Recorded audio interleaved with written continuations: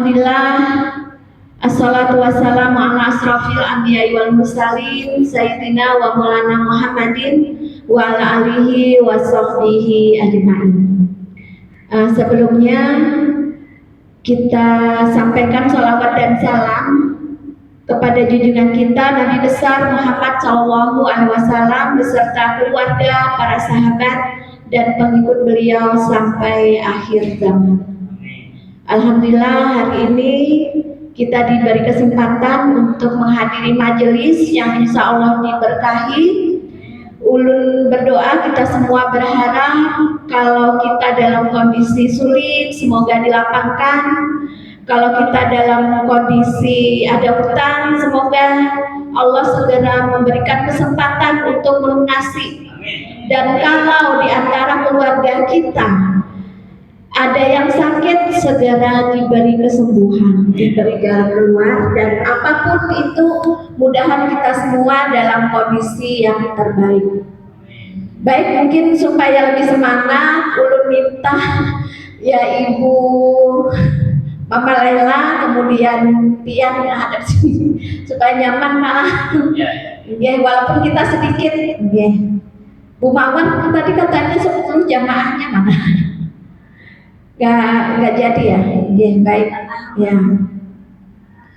Baik, alhamdulillah hari ini kita berkesempatan menghadiri majelis. Tadi sudah kita dengarkan penuturan dari Ustadz Ridho. Bisa kita ambil hikmahnya, pentingnya mendatangi sebuah majelis ilmu ya ibu-ibu, bapak-bapak ya, berarti majelis ilmu menghadirkan atau membuat kita diberkahi gitu ya kehidupan kita. Kenapa? Karena ada aktivitas yang kita lakukan di situ. Kita saling bersilaturahmi, kita mendapatkan sakofah atau pengetahuan tentang apa yang belum kita ketahui. Terlebih hari ini barangkali kita mendapatkan inspirasi ya, karena khusus majelis ini adalah travel umroh milik Azamulia. Mudah-mudahan dengan menghadiri majelis ini kita termotivasi untuk segera hadir di tanah suci, ke rumah Allah. Bapak Ibu yang dirahmati Allah, hari ini berkesempatan ulun, kebetulan memang kemarin sempat ya di awal Desember kami ada berapa jamaah dari Banjarmasin kurang lebih 31 orang ya Pak ya. Ya 31, 32 ya. Nah, salah satunya adalah ulun dengan putra ulun ya, waktu itu putra yang pertama. Alhamdulillah diberi kesempatan Allah untuk hadir, di mana kesempatan ini adalah kesempatan yang sebenarnya dirindukan semua orang ya, termasuk juga ulun. Cuma ulun itu baru terbuka ya ketika ikut majelisnya ya, majelisnya seperti ini diundang. Awalnya adalah dibawa oleh suami dibawa oleh temannya gitu ya, kenalan hadir ke ruang ini. Kemudian ulun yang kebetulan memang bekerja di situ masih tidak bisa rutin ya, tidak bisa rutin hadir di majelis ini. Jadi sesuai dengan waktu dan kesempatan ulun, dan alhamdulillah saat itu mulai terbuka gitu ya. Terbuka kenapa? Karena di sini kita disadarkan ya. Jadi selain tadi misalnya kita mengikuti tahapannya, mendengarkan tausiah dulu ya dari Ustadz Ridho, barangkali mungkin kedepannya ada ustadz-ustadz yang lain yang memberikan tambahan. Hari ya sejak saat itu juga ulun mulai terbuka bahwa memang ketika kita ingin meraih impian kita, salah satunya adalah ingin ke tanah suci, ingin menunaikan ibadah haji atau ibadah umroh, maka kita harus niatkan ya. Jadi yang terpenting adalah niat. Niat kita adalah karena Allah, bahwa ibadah haji, ibadah umroh itu disyariatkan ya, bukan sekadar ajang prestis gitu ya. Kalau mungkin sekarang banyak berlomba-lomba, mungkin kita mendengar ada tetangga, keluarga, oh dia bisa umroh, enaknya ya dia bisa ke jalan-jalan kemana, bukan itu ya kan. Jadi niat kita umroh memang murni disyariatkan, yaitu rukun Islam yang kelima. Di sana disyariatkan dalam arti bahwa haji, umrah itu adalah kewajiban, Bapak Ibu ya. Nah, jangan sampai terjebak pada persepsi bahwa yang dimaksud kewajiban berhaji atau umroh bagi yang mampu, nah ya gitu ya. Lalu berpikirnya adalah materi, ya kan, materi. Wah, aku belum punya uang, aku belum punya apa-apa, kayak apa bisa pergi ke sana, ya kan? Nah, padahal faktanya gitu ya, faktanya Bapak Ibu, di sekitar kita barangkali banyak sekali kita jumpai mereka punya mobil ya, mereka punya sawah, punya aset, sawah ladang, mungkinnya itu menghasilkan, kemudian badannya ya secara fisik itu sehat ya, tapi kenapa kok belum berhaji, kenapa kok belum berumroh? Nah, barangkali mungkin terkait ini ulun bertanya mungkin ya kepada Bapak Ibu ya semuanya ya. Siapa yang diantara yang hadir hari ini yang sudah pergi ke tanah suci, baik haji atau umroh? Silahkan angkat tangan. Ya, Ibu Haji, Ibu Mawar, Ibu, ya Bapak, ya Bapak Haji Suyanto, ulun alhamdulillah. Siapa yang belum ke tanah suci? Silahkan, nggak usah malu-malu. Ya. Nah, kemudian ulun tanya sekali lagi ya.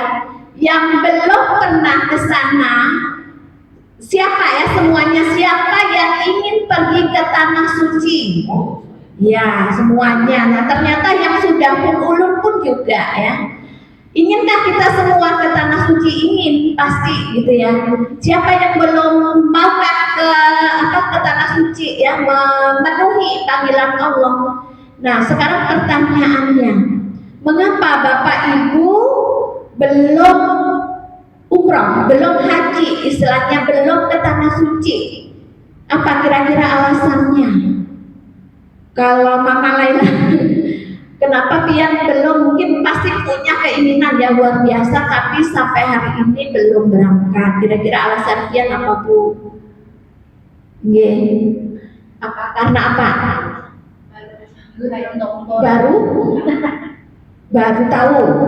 Baru tahu gitu. Berarti kalau baru tahu artinya mungkin dari finansial cukup ya, ada tabungan. Oh, tabungan insya Allah cukup, alhamdulillah, masya Allah. Mudah-mudahan biar segera berangkat ya kan, memenuhi panggilan Allah yaitu haji atau umroh. Kalau pian Ibu kenapa belum sampai hari ini? belum sampai ya Ibu ya? Iya. Belum sampai apanya Bu? Belum sampai panggilannya kah gitu? Oh. Kalau yang baju Tosca Ibu masih ulun belum hafal Mas, jadi menyebutnya masih Ibu Baju. Ibu Wiwit. Oh iya, Ibu Wiwit. Ya, alhamdulillah sudah pulang. Pasti ingin kembali ya. Alhamdulillah ulun juga seperti itu. Yang sudah ke sana pasti. Ibu Fatimah, Ibu Mawar juga pasti ingin lagi ya kan kembali dan yang lainnya. Bapak sama ya. Nah, terkait dengan mungkin tadi belum sampai apa? Nah, mungkin kembali ya kita membuka ya kan hati dan persepsi kita, ya pikiran kita. Kalau selama ini kita berpikir bahwa kita belum umroh, kita belum haji itu karena belum ada panggilan, ya kan? Nah, sebenarnya Allah itu memanggil kita, Bapak Ibu, setiap saat. Ya kan? Apa panggilan yang pertama? Bahwa Allah setiap hari memanggil kita, ya, kesempatan wajib itu yaitu di sholat 5 waktu. Subuh, duhur, asar, maghrib, ya, isya. Nah, 5 waktu itu Allah memanggil kita untuk berkomunikasi dengannya, untuk kita memohon apapun impian kita, apapun ya kan hajat kita punya masalah semoga dimudahkan di kesempatan-kesempatan itu dan kesempatan yang lainnya yang disunahkan. Kalau yang wajib 5 kali. Nah, itu adalah panggilan Allah yang pertama dalam kehidupan kita. Nah, berarti kita harus memenuhinya. Salah satu rukun Islam yang pertama adalah membaca 2 kalimat syahadat. Yang kedua apa? Sholat 5 waktu. Yang ketiga berpuasa. Yang keempat menunaikan zakat. Yang kelima berhaji. Berhaji sebenarnya ya, tapi mungkin ada apa ya, misalnya kalau membaca itu ditambahi embel-embel bagi yang mampu. Akhirnya ada keterangan bagi yang mampu itu kayak melemahkan. Nah, bagi ulun seperti itu. Nah, sebenarnya adalah haji, kalau belum bisa haji ya umroh, seperti itu.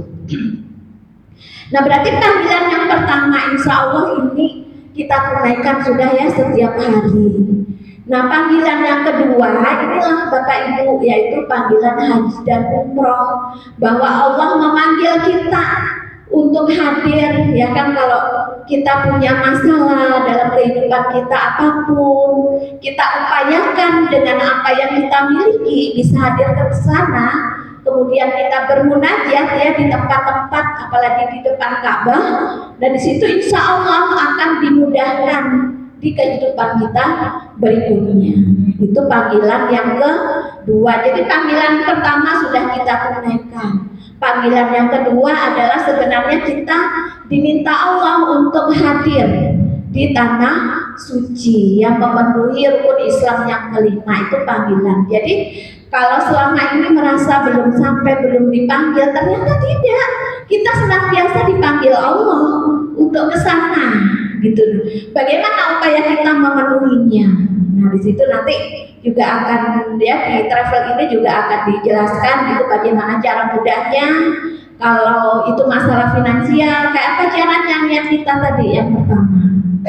Nah, jangan sampai ketika kita punya hajat, kita punya mimpi, barangkali lah kita temui banyak orang mungkin ya sering berjalan-jalan ke luar negeri, kemana punya apa istilahnya harta, punya kemampuan. Nah, tapi ternyata dia kemana saja bisa. Kalau dia seorang muslim belum sempat ke tanah suci, belum sempat memenuhi panggilan Allah, maka itu akan sangat rugi. Betul?